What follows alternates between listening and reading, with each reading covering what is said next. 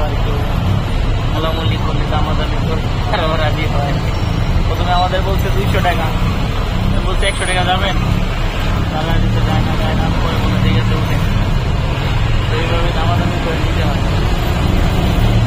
মেট্রোতে গেলে আমাদের অবশ্য 50 টাকা লাগতো, আর ভাবলাম যে টুকটুক দিয়ে চলে যাই।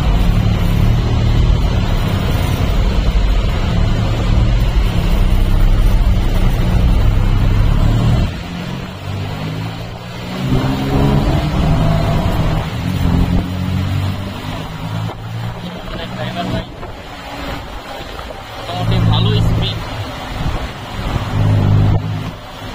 বাংলাদেশে এই ধরনের পাওয়ারফুল যদি অটো রিক্সা থাকে তাহলেও ভালো হয়। অবশ্য সিএনজি তো আছেই।